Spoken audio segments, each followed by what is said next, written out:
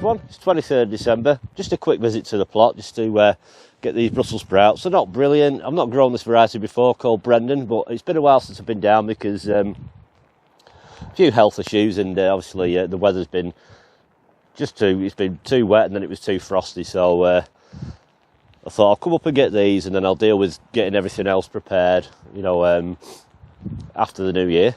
So I came down the other week when it was frosty and just spread my manure and put a sheet over the top of that. So that's kind of doing its thing. So I'm just going to cut these up. I'll give you a quick look round, depending on the weather. Obviously, it's starting to rain a bit heavier now, but so I'll get these done, and then we might have a quick look at the back garden. So we'll get on. Like I say, this variety is called Brendan. Never grown it before. The ones at home they're not as good, to be honest. I think it's just having a dry year earlier on. I'll have to just try and bend that over a bit. Just going to leave the root ball in the ground for now. They're very small on that one. Leave that one here. I've got a couple at home that are not too bad.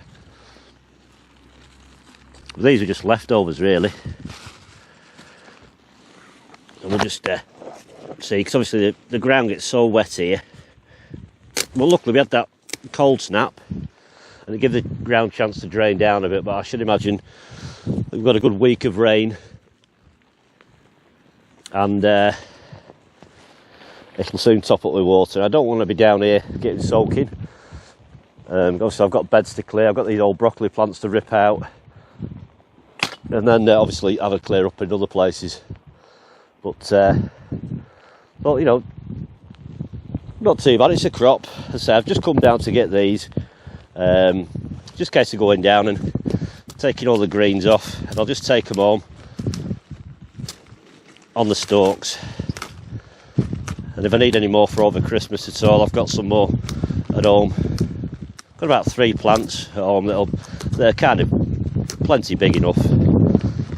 You know, and I've got some parsnips in the ground. I was going to dig some out the other day, but I went down about 3 inches and it was still frozen solid. So not the best, but you know, still a good column of sprouts there. Not grown them before. Usually I do one called, I think it's Maximus and Bedfordshire Champion. When I do grow, I don't grow Brussels sprouts every year.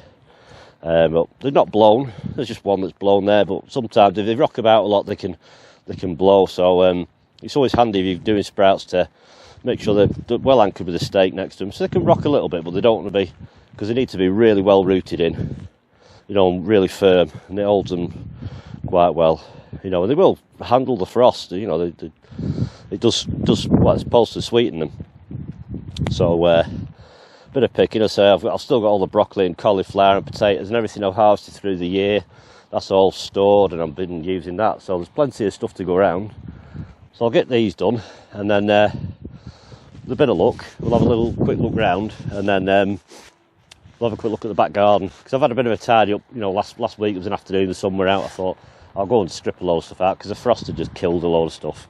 That's all you can do. You've not got that cover to grow under them. Just grow while you can, and let the frost determine when it's the end of the year.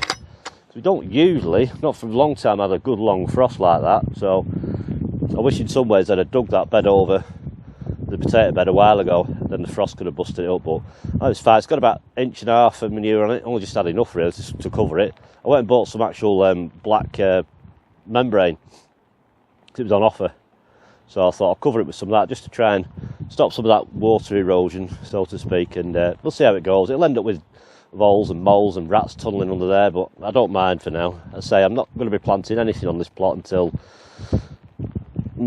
April, so preparation will begin, you know, January, February, get all the prep done, and then let it sit then, and it all begins again. But obviously the sowing starts, you can start now if you want, you know, things like garlic, you put in some pots and stuff, which I'll be doing probably just after New Year. But we'll have a quick look round before the camera gets too wet. Right, I don't know whether you can see, because the screen is absolutely covered in rain droplets, so I can't see what you're seeing really. But this bed's alright. These are some early cabbages, but you know, the cabbages still, so I might actually get a bit of a bonus crop off them. Them Rigoletto, they're done, but I mean there's some little tiny leaves, so I'll let them. There's something to pick out if you want cabbage leaves. Down here, because usually this is all mushy with footprints because I've not purposely not walked on it, but I am doing now. It's going to slop it up a little bit. These are some like spring greens. They should have been out really, but I mean there's two look quite healthy. These are the like overwintering ones, but I need to get in there and clean them up really. But we'll see how they fare. That bed just needs a bit of a de-weeding. Obviously the frost came and killed the last of the endive, so I'll clear that up, give them a rake over. There's not much prep to do. I've probably got about a day of preparation to do down here. Obviously I need to cut all the asparagus tops off, so I'm hoping for a dry spell, whether we get one, but that's when it'll govern when I'm down next, is when it's dry. I say add 2 of these big bays full of manure that were put on my potato bed, so I need to sort some out because I've got little friends visiting, which I don't particularly want. So obviously in the spring I'll probably put a couple of concrete flags in the bottom of that. It just, I don't know, it just helps it stay a bit drier, because obviously when it's in touch with this soil it's just going to keep wicking the water up and not really dry out. So I'll just rake the rest of this front here, this heap, so I can put a bit of that on me around my blueberry bushes or something early in the year. So that's it from the plot. Right, we're back home in the back garden. It's still raining a little bit. It did ease off a little bit, but it started again. So I'm just going to dig a couple of these up to see what they're like, because there was no preparation on this bed. I stuffed a little tiny cane down. It went down easy enough, so I thought, well, they were a little bit of an afterthought, because remember how I had lettuce in this bed through the main season, so they were kind of started off in between lettuce, and then I pulled the lettuce out and let them grow.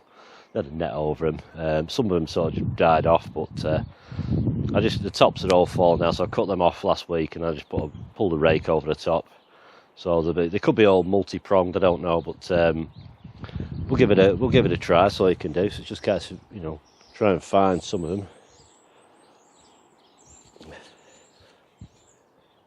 The top of one here, the one there. I used to get canker years ago, so I don't know what they'd be like to actually get out.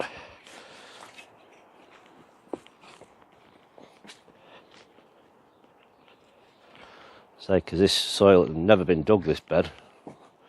It's had a little tickle over the top, but never such as like a dig over, so they could snap and all sorts. We'll see if we can get hold of one.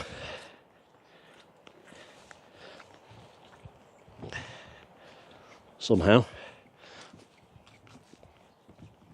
I think these are tender and true, these ones. They're just a free pack ahead. It's not for coming out yet.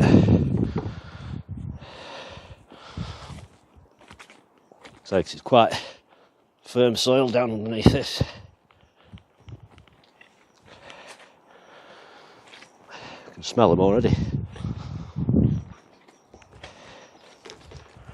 Just trying to get a little bit of movement on it.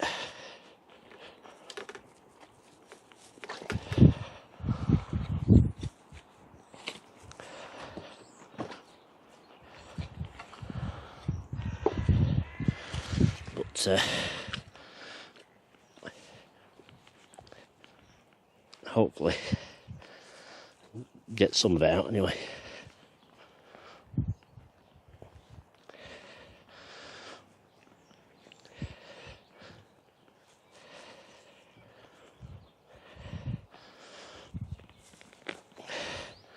Not massive, but it's not multi-pronged. That's one. Where's that top of the other one? There. That one's like a little turnip.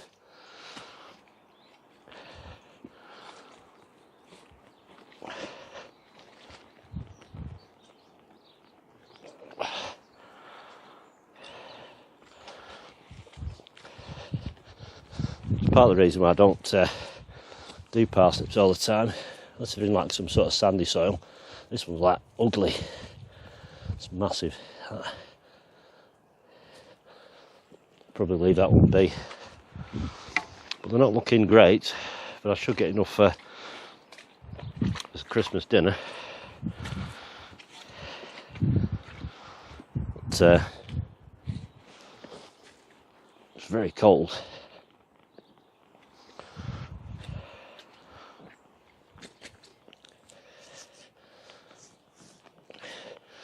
So I don't even mind them like that, to be honest.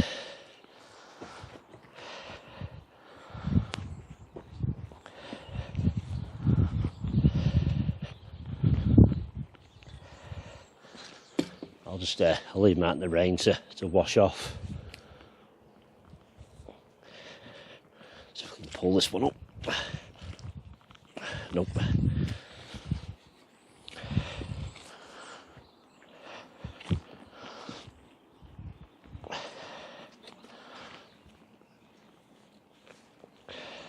Just the tips broke off that one. There's no root fly.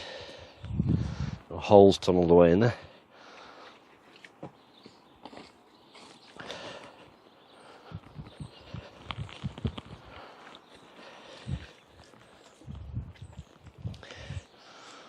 Yeah, they're not too bad. They're usable. Not massive, but definitely usable. Get this last one here. I think there's 15 or 16 here altogether.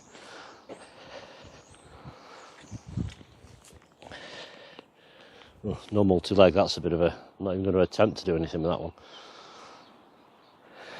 There's one more there somewhere.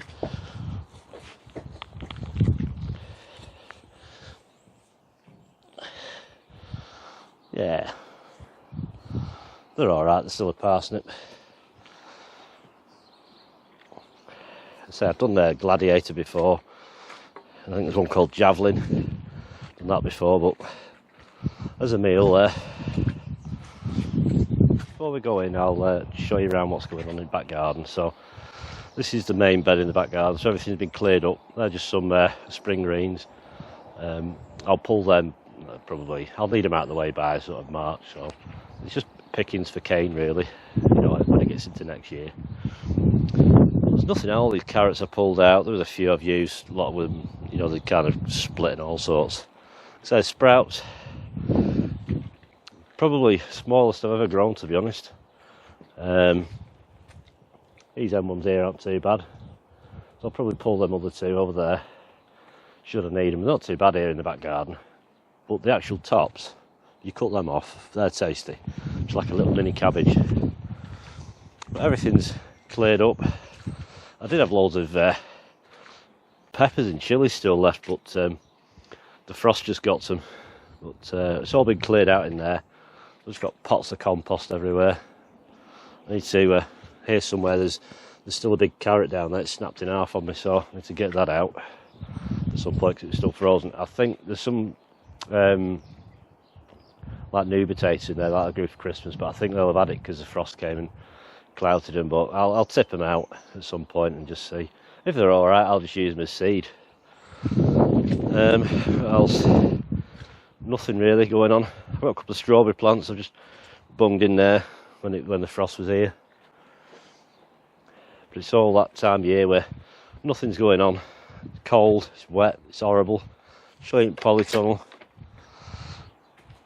Well, everything's emptied out of here now.